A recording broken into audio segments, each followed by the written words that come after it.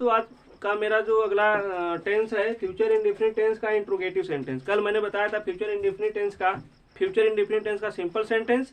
आज का जो अगला टेंस है फ्यूचर इंडेफिनिट का ही है लेकिन इंट्रोगेटिव सेंटेंस है, ठीक ना। कल मैंने आपको बताया था कि फ्यूचर इंडेफिनिट का मतलब होता है भविष्य काल में कार्य का अनिश्चित पाया जाना। क्यों भाई?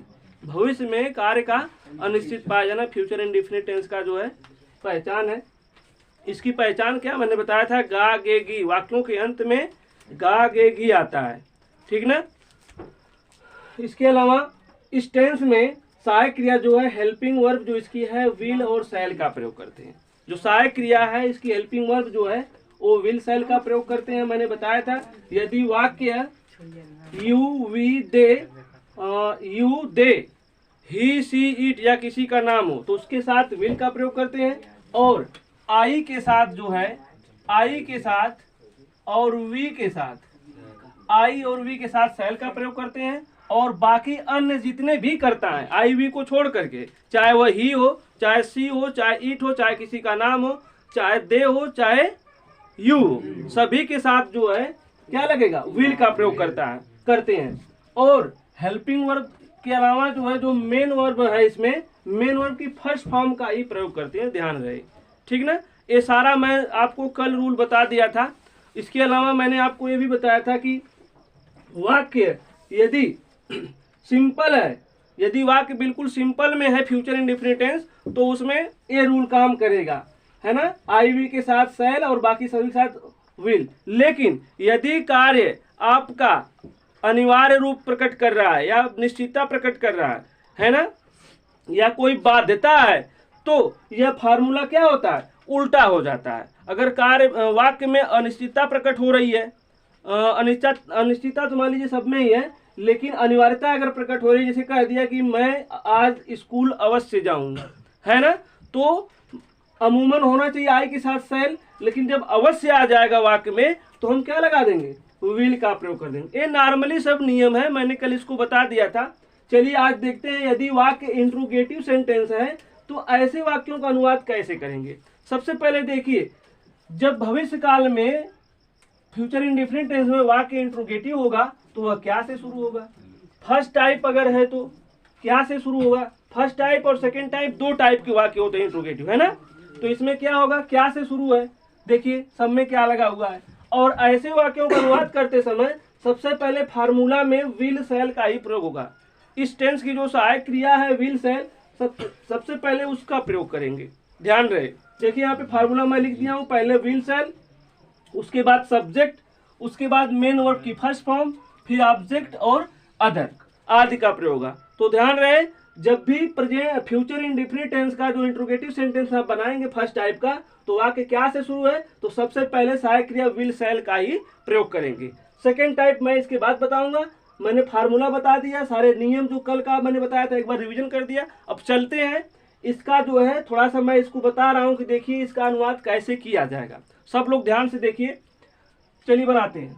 सबसे पहले देखिए यहाँ पे क्या लगा हुआ है, इंट्रोगेटिव फर्स्ट टाइप का है तो क्या से ही शुरू हुआ, और मैं कहा हूं कि यहाँ पे विल शैल का प्रयोग करेंगे। किसके अनुसार विल शैल, चूंकि दो ठो है तो पहले सब्जेक्ट को देख लेंगे, कर्ता इसका एक मतलब क्या है, आई वी है या कुछ और है। अगर आई वी रहेगा तो शैल लगाएंगे और बाकी सभी के साथ क्या हो जाएगा, विल हो जाएगा। तो यहाँ पे न तो आई है, न तो मैं है, न तो हम है, नहीं है ना। नाम है तो नाम के साथ क्या लगेगा, विल लग जाएगा। तो सबसे पहले आप लगा दीजिए विल, उसके बाद फिर सब्जेक्ट। सब्जेक्ट इसमें कौन है, कौन 10 रुपया भेजेगा, मोहन।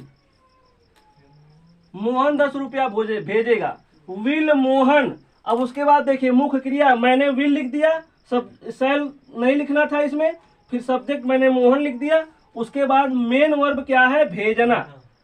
मेन वर्ब क्या है, भेजना। तो भेजने की अंग्रेजी होती है सेंड, है ना। जितने लोग भी अनुवाद पढ़ रहे हैं, ग्रामर पढ़ रहे हैं, टेंस बनाना सीख रहे हैं, उनको ये फर्स्ट सेकेंड थर्ड ये तीन टाइप के वो मतलब जो है मेन वर्ब आपको कोई बुक ले लीजिए उसमें आपको दिया होगा। मतलब जितने भी ये जो तीन रूप होते हैं क्रिया के, वो बुक में कोई भी नॉर्मली बुक ले लीजिए, उसमें जो है आपको ये मिल जाएगा। जैसे मान लीजिए एक्सीलेंट के ले लीजिए, या तो डिलाइट ऑफ जनरल इंग्लिश ले लीजिए, ठीक ना। या a new style of general English होता है, ठीक ना। मैं आप लोग कमेंट में पूछेंगे तो बुक का नाम भी बता दूंगा। ये छोटे बच्चों के लिए स्पेशली बहुत बढ़िया बुक है, और जब आगे मैं पढ़ाऊंगा इससे जो है, अभी ये बेसिक है, जब मैं एडवांस लेवल का पढ़ाऊंगा इंग्लिश तो उसमें भी बताऊंगा कौन सी बुक आपके लिए जरूरी है, ठीक ना। चलिए, तो मैंने क्या लिखा, विल, सब्जेक्ट लिख दिया मोहन, उसके बाद मुख्य क्रिया सेंड लिख दिया। ऑब्जेक्ट क्या है, 10 रुपए मुझे, पहले सब्जेक्ट ऑब्जेक्ट इसमें क्या है, मुझे, वह मुझे क्या करेगा, 10 रुपए भेजेगा, किसे भेजेगा, मुझे। तो विल मोहन सेंड, है ना,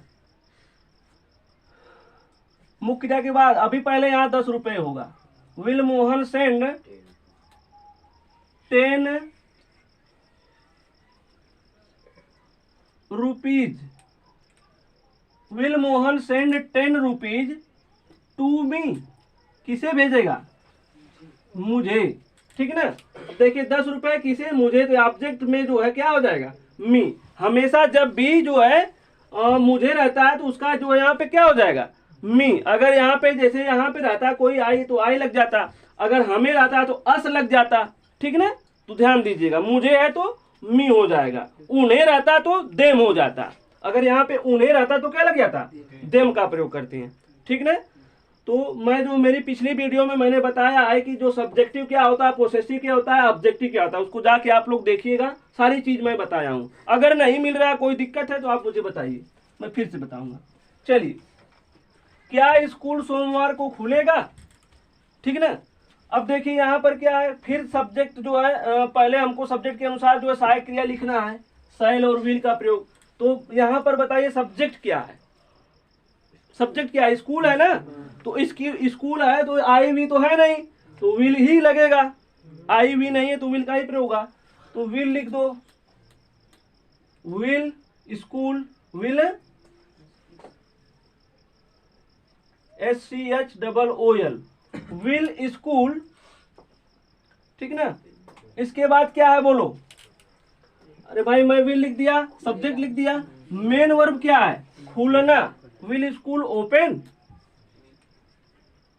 विल स्कूल ओपन। देख क्रिया का फर्स्ट फॉर्म में लिखना है यहाँ पे, न तो यहाँ पे ING जोड़ना है, न तो थर्ड फॉर्म या सेकंड फॉर्म लिखना है, फर्स्ट फॉर्म लिखना है, ध्यान रहे, ठीक ना। पहले विल शैल, फिर कर्ता, फिर क्रिया का first form. Will school open, है ना, ऑन मंडे, ध्यान रहे दिनों के लिए ऐसे जो है जब रहता है दिनों का नाम, है ना, समय होता है तो वहां पे आन का प्रयोग करते हैं, ठीक, ऑन मंडे, ऑन संडे जी। क्वेश्चन मार्क लगा दीजिए लास्ट में। यदि किसी को दिक्कत हो रहा है तो बताइए। चलिए, क्या तुम देश की सेवा करोगे, क्या तुम देश की सेवा करोगे। यहाँ पे देखिए सब्जेक्ट, मैं बार बार सब्जेक्ट क्यों दिखता हूँ, क्योंकि सब्जेक्ट के अनुसार ही तो विल शैल लगाना है। पता चला आप पहलवा शैल लगा दिए, यहाँ पता चला यू है, यू के साथ अब विल लगता है। तो सबसे पहला ध्यान हमारा होना चाहिए क्या, एकदम सबसे पहला ध्यान होना चाहिए पहचान पर, कि ये किस टेंस का है। पहचान जब हम देख लेंगे तो हमारे दिमाग में जो है घूमने लगे कि हेल्पिंग वर्ब इसकी क्या है। हेल्पिंग वर्ब याद हो गया आपको, ठीक ना। सबसे पहले पहचान, उसके बाद हेल्पिंग वर्ब, और उसके बाद जो है सब्जेक्ट देखना है, सब्जेक्ट क्या उसके हिसाब से हेल्पिंग वर्ब हमको लगाना है, ठीक ना।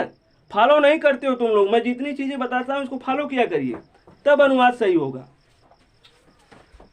रोक दो भाई, रोको। चलिए चलिए आगे चलते हैं, थोड़ा सा बाधा आ गया था बीच में, उसके लिए माफी चाहेंगे। अगला सेंटेंस हम बनाएंगे, क्या तुम देश की सेवा करोगे। अब क्या, लड़के शांत रहो, क्या लिखा है और सब्जेक्ट इसमें क्या है, तुम है ना। तो तुम अर्थात यू, यू के साथ हम किसका प्रयोग करेंगे, विल का प्रयोग करेंगे। क्या पहले आया है तो हो जाएगा विल, विल यू।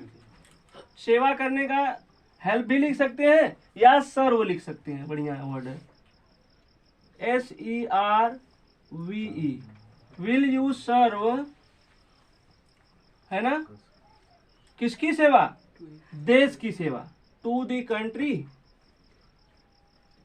COUNTRY। मैं स्पेलिंग इसलिए बोल देता हूँ आपको थोड़ा सा लिखने उखने में अगर समस्या हो रही है तो सुनकर भी लिख सकते हैं, ठीक है ना। चलिए मैंने सब्जेक्ट लिख दिया, मतलब हेल्पिंग वर्ब लिख दिया, सब्जेक्ट लिख दिया, मेन वर्ब कंट्री। आगे देखिए, क्या सुशील आम खरीदेगा, तो सुशील सब्जेक्ट है और यहाँ पे नाम है तो विल हो जाएगा, विल, ठीक ना। उसके बाद सुशील,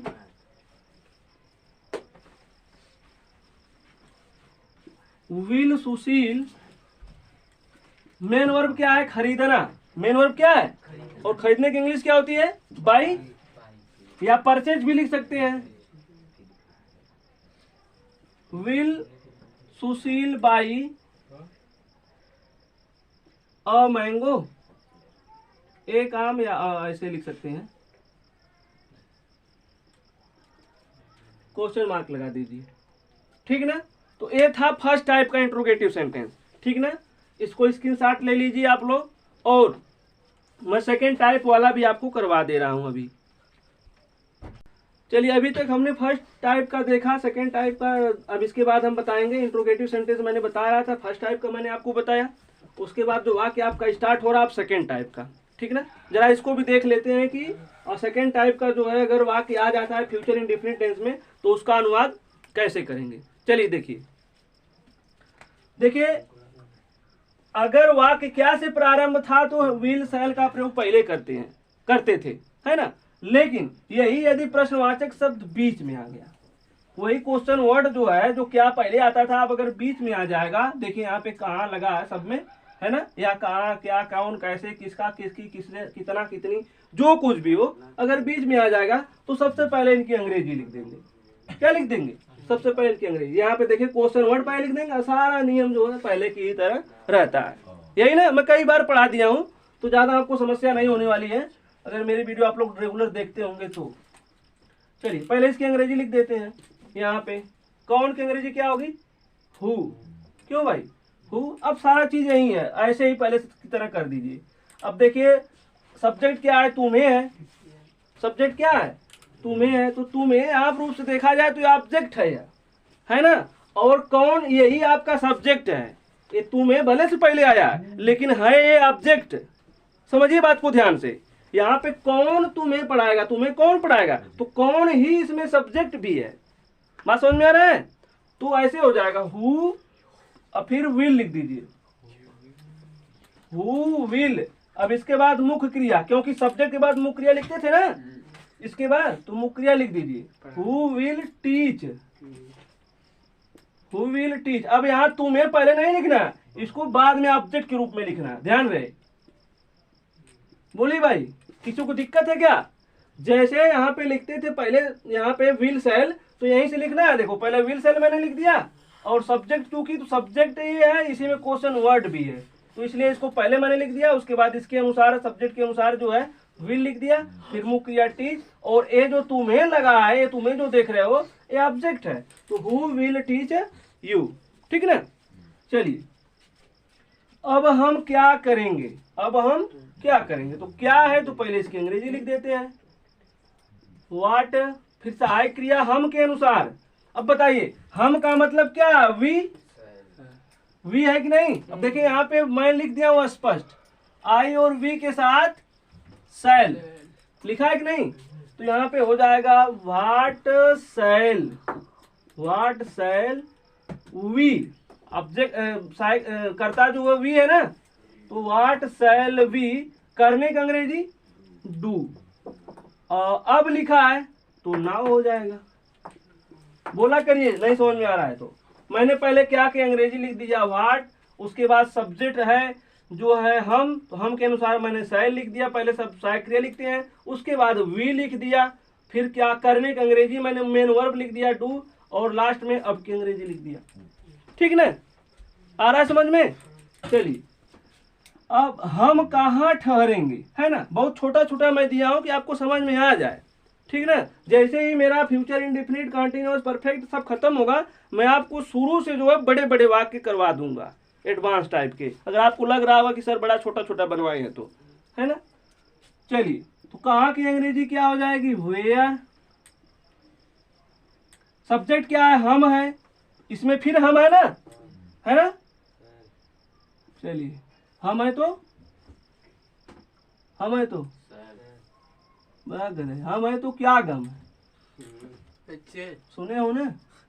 वेयर शैल वी, क्यों भाई, सब्जेक्ट हो गया, शैल हो गया, वी हो गया, उसके बाद मेन वर्ब ठहरना। देखिए ठहरने का मतलब रुकना, यानी रुकने का मतलब स्टॉप मत लिख देना। अगर जैसे कोई व्हीकल है या ऐसे कोई अचानक जो वस्तु होती है वहां पे स्टॉप लिखते हैं, लेकिन किसी के रुकने की बात हो रही है या कोई रूप अस्थायी रूप से कोई रुकावट की बात होती है तो उसकी अंग्रेजी स्टे होता है, ठीक ना। तो where shall we stay, STAY। अभी इसमें कुछ है नहीं, चलिए आगे चलते हैं। अब देखो इसमें कहाँ लगा है, मैं तेज थोड़ा पढ़ा रहा हूं क्योंकि ये चीजें मैं बता चुका हूं। वेयर, ठीक ना, वह है सब्जेक्ट, सब्जेक्ट के अनुसार जो है विल हो जाएगा। फिर उसके बाद ही, क्यों भाई, where will he, main verb क्या है, जाना, गो, कल, कल की अंग्रेजी इसमें मैं फ्यूचर टेंस में क्या बताया हूं, टुमारो का प्रयोग होता है, ठीक ना, TOMORROW।